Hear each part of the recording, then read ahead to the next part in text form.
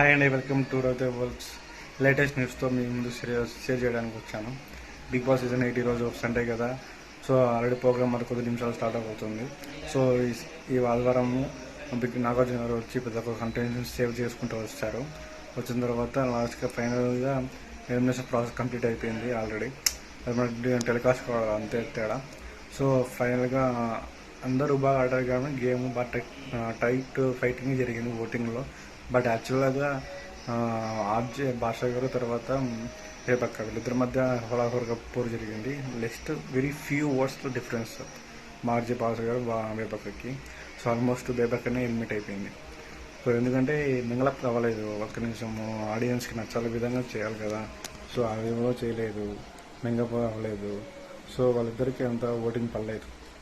So కాబట్టి individual game ఆడుతూనే గెలుస్తారు ఏదైనా, నిజ జీవితంలో కానీ ఎక్కడైనా కానీ.